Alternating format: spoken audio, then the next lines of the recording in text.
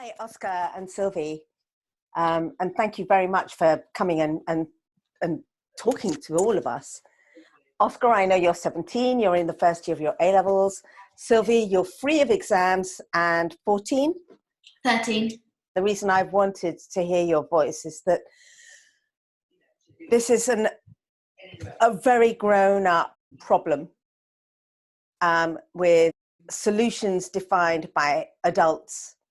And I just wonder whether there's something that your generation can give to us. Tell me, what does lockdown mean for you? How has it impacted you?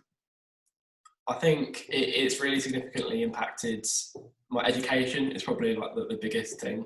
It's been really hard adapting to online learning, and it's often hit and miss. And it's just a very different way of like organising yourself. It's quite intense having to get yourself ready, prepared, and submit everything on time, because there are consequences if you don't. So it's difficult to tiptoe around that. I've sort of after because it's been like 2 months or something. The first month I was struggling a bit adapting to all the changes, but now I think I quite like it. I've sort of settled in and I have a routine. I think I quite like it. Tell me what you like. I like it's because my life's so busy, even though I'm only 13. My life is quite fast, and it's just nice to have a pause and break, and I can do all the stuff I wanted to do, but it's just all slowed down a bit. I quite like it. And what are the things that you wanted to do that you can do now that you couldn't do before? Just stuff like painting, cleaning the garage and making it cool, and making my room nice and everything. Big projects. Big projects, yeah. And Oscar, how about you? We take turns cooking for each other, and then we all score each other. So do family come dine with me. Yeah. So we're doing little things that I wouldn't do in a non-lockdown world, yeah, to keep us occupied. Basically, so we all picked a culture country a dinner to make. So I did Mexican and I made churros. Oh, and I made nachos and tacos. Yum. And yeah. I did Italian, and I made veggie pasta, bruschetta, and tiramisu. But do you know what's so interesting hearing you is it hasn't been traumatic. Yeah. Is that true? It's quite an extreme word. I don't think it has been traumatic. We've been all right. But I think there's been times, ups and downs. Yeah. If someone's in a bad mood, have a chain effect on the family. So we often all get annoyed at each other. And I mean, it's always temporary, but that can be difficult to deal with.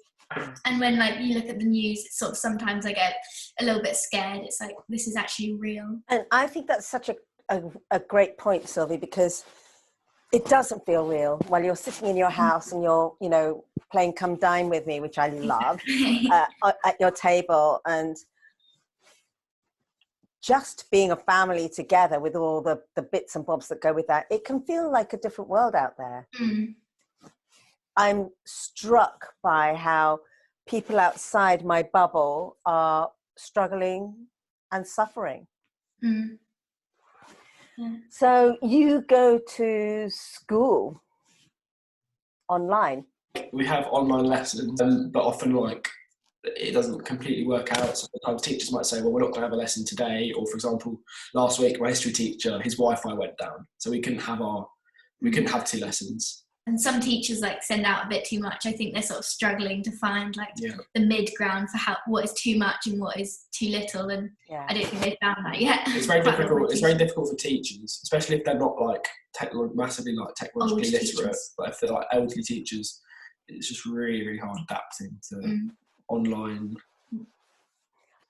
I think it's important to note lots of people who might be less well off or don't have access to computers, or have parents that can't support them in their work, or don't have access to workspace, are going to be massively disadvantaged in the education system, especially if they're from exam years, because they don't have the tools to be able to learn at home effectively.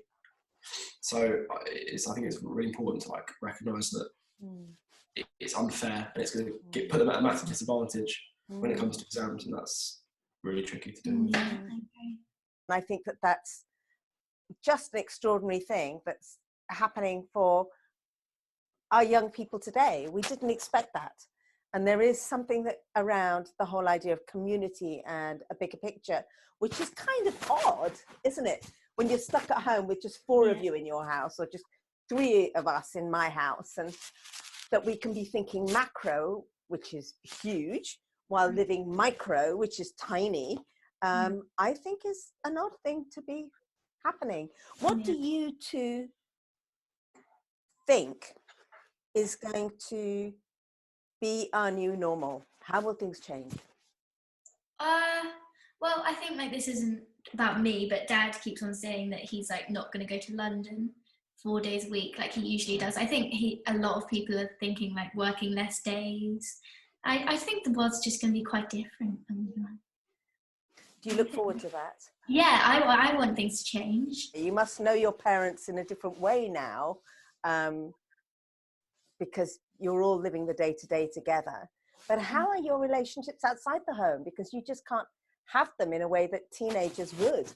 It's been strange because, like, obviously I'm connected with all my friends online, so I'm playing video games with them every night, and I'm talking to them like in real time, and I'm texting them, and we're doing group calls. So really, like, we're well connected, but it's just a bit paradoxical because you're well connected, but you're not seeing any of them. You're not experiencing that in person. Yeah. So I think you can only like fill the gap to a certain extent with online stuff, because there's a point where you just want to see people like in person, and you want to have those like real world experiences that you just can't really get online.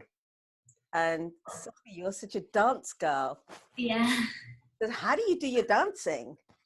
Well, like I have different dance classes, but some of my teachers, they sent out like big projects, so we have to like do a dance and then like choreograph it on like a Zoom call with your friends and teach it to each other, and then we film it in different locations. We plan out like outfits and stuff, and then somebody edits it, so I edit it because I quite like editing, and yeah, it's quite fun.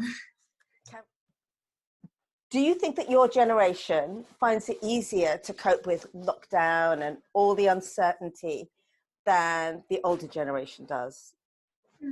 I think we're better equipped, like, socially, because of like the internet and all of that. I look at Dad trying to call his mates, and he has to call me over to help him sort out the app, and it's stuff like that. Whereas me and my friends just sort of hop on, it's like second nature.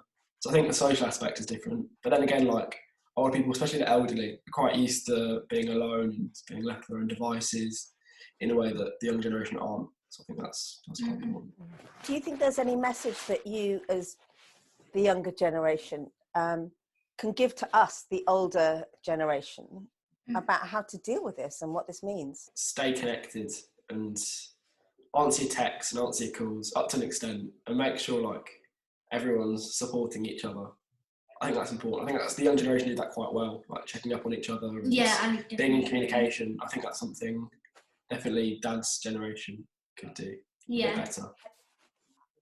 Beautifully said. So thank you, both of you.